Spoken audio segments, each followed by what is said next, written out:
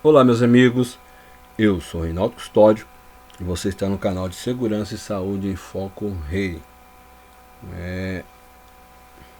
Nosso bate-papo, esses vídeos tendem a tratar referente à segurança do trabalho. Você que está chegando aí no canal, se interessar pelo conteúdo, curtam, compartilhem, comentem, se inscreva aí no canal, fortalecer mais ainda o canal e nos motivar a ter conteúdos, né, referente à segurança do trabalho. Um assunto muito interessante e essencial no dia a dia de todos nós que estamos aí trabalhando, produzindo, seja laboral, área de administrativa ou operacional, certo?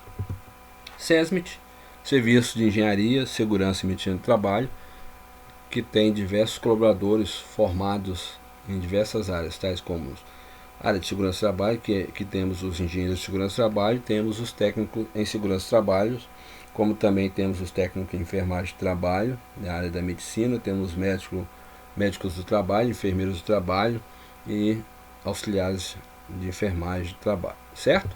Então, no vídeo anterior da NR3, falei sobre severidade dos riscos, interdição, embargo de máquinas e equipamentos, né? Seguindo o roteiro da norma NR3, certo? A diversos assuntos. Então, nesse momento, eu darei prosseguimento referente a risco, probabilidade, exposição sobre doenças, risco de acidentes, né? Referente a isso. Então, estou seguindo agora referente à tabela 3.4. Todos, né, quem faz a expensão fiscal do Ministério do Trabalho e Emprego e até mesmo os colaboradores do SESMIT devem utilizar, né, essa tabela para avaliação de situação onde a exposição ao risco pode resultar em lesão ou adoecimento de diversas vítimas simultaneamente. Se um colaborador tem a probabilidade de acidentar, de ter doenças, imagine diversas vítimas simultaneamente. Nós trataremos com severidade também para eliminar esses riscos ocupacionais que podem resultar em acidentes ou doenças ocupacionais, certo? Essa é a tabela 3.3. Nós falamos da 3.4, então seguindo a 3.4, onde nós temos linhas e colunas, né? Em alguns PGRs essas tabelas são inseridas, verificando a possibilidade sobre a consequência do risco, a probabilidade, né? E no rodapé dessa tabela nós temos excesso de risco, que é o extremo, né, aliás. Ele está na cor vermelha, que é para chamar a atenção da severidade que ele pode causar, representado pela letra E a cor vermelha. Já o substancial, representado pela letra S e pela cor marrom. O moderado pela cor amarela e a letra M, o pequeno pela letra P e a cor verde, e o nenhum pela letra N e a cor cinza, certo? Então tem aí a classificação do risco de referência, situação e do objetivo, certo? Seguindo adiante, no item 3.3.10, os descritos do excesso de risco são E extremo, S substancial, M moderado, P pequeno ou N nenhum, certo? Mas o que significa risco referência, né? De acordo, nós estamos com a NR3, né?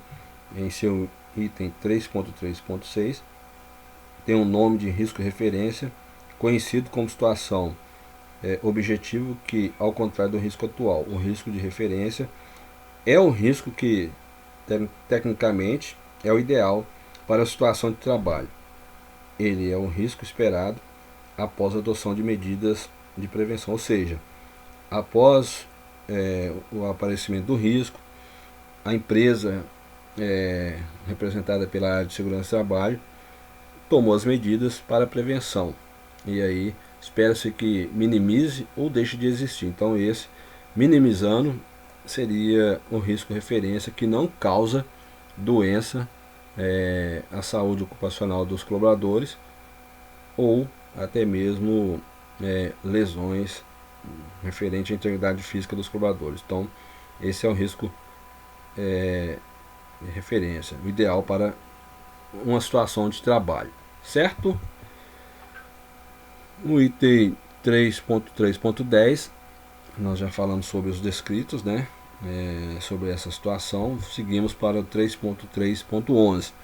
Para estabelecer o excesso de risco, o auditor fiscal do trabalho deve seguir as seguintes etapas. Isso, o auditor fiscal vai numa construção civil, vai numa indústria, vai num ambiente onde tem colaboradores laborando, né?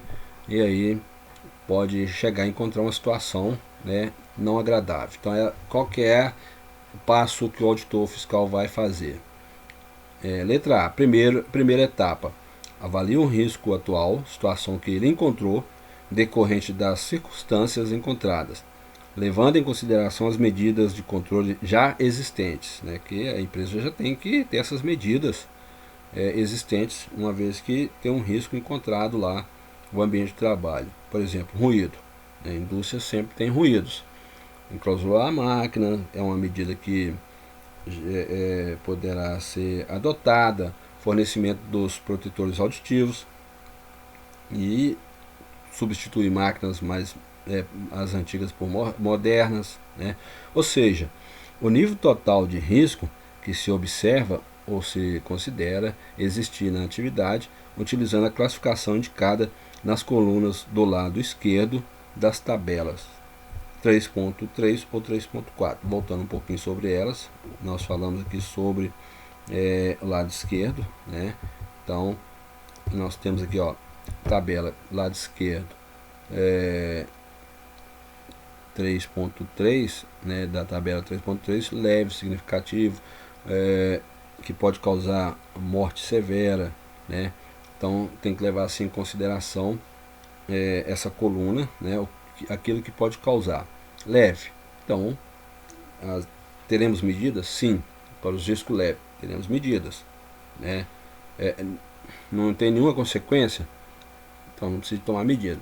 Mas significativa, morte severa, então as medidas têm que ser as medidas que vai tornar esse ambiente que pode causar doenças ou acidentes significativos ou morte, tornar esse ambiente leve ou nenhum risco existente, certo? Isso tanto da tabela 3.3 quanto da 3.4, certo?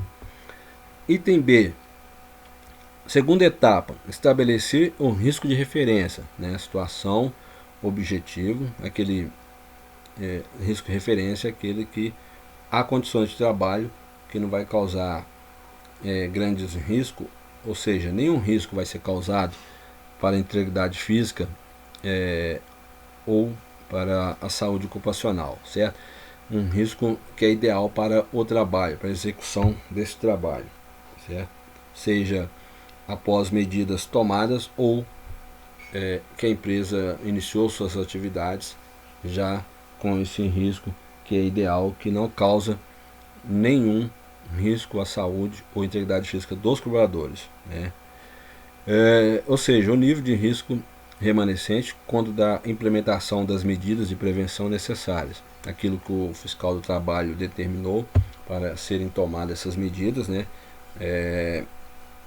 No ambiente de trabalho que pode ser favorável ao trabalho, utilizando a classificação das linhas da parte inferior das tabelas 3.3 e 3.4. Então, quando vamos falar de linhas, vou voltar um pouquinho aqui, ó, essas linhas, né, sobre consequência, referência, morte severa, significativa, leva nenhuma. Então, tem que ser classificado, e o ideal que seja leve ou nenhuma situação que seja favorável ao trabalho. Então, o fiscal do trabalho vai observar essas duas tabelas nas linhas inferiores, certo?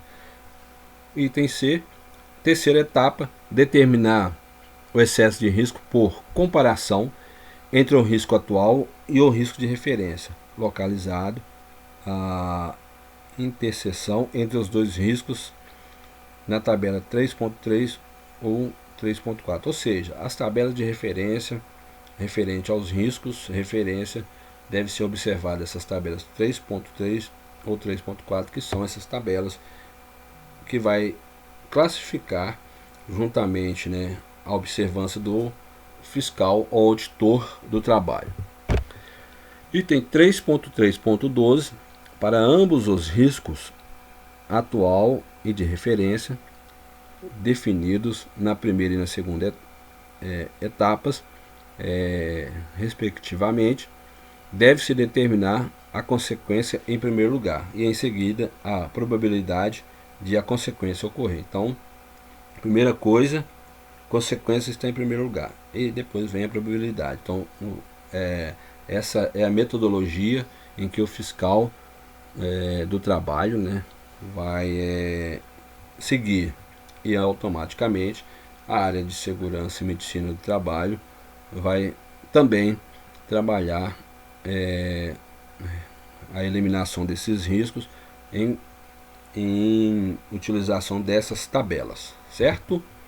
Item 3.3.12.1, as condições ou situações de trabalhos contempladas em normas regulamentadoras, considere-se como situação, objetivo, risco de referência. Então, considere um risco referência, aquele risco que existe, mas ele é favorável à execução do trabalho, que não vai causar danos à saúde e à integridade física dos colaboradores. Item 3.3.12.2, o auditor fiscal do trabalho deve sempre considerar a consequência de maior previsibilidade de ocorrência, né? E eu digo também, não só o auditor fiscal, como também a própria empresa, para eliminar, neutralizar os riscos existentes, certo?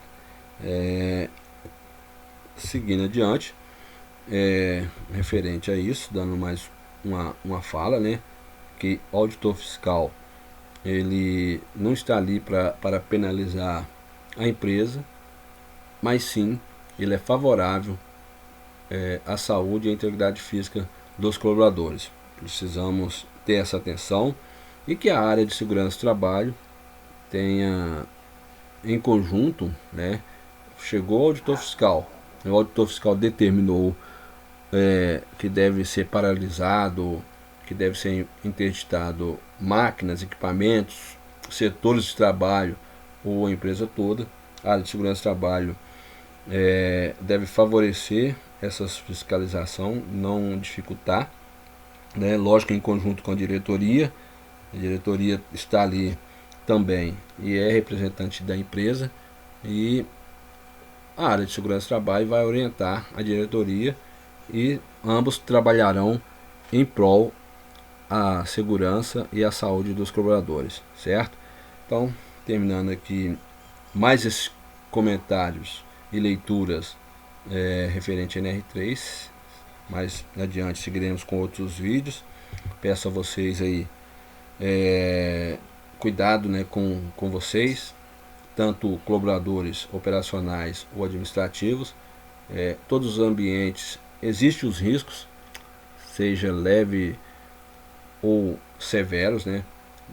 Podemos dizer assim que arranjos físicos favorecem os riscos mecânicos, e isso não é só na área operacional, a área administrativa também, são diversas situações que podem levar a acidente. Imaginamos um escritório no segundo andar, área administrativa, tem escada ou elevadores que podem provocar acidentes, certo?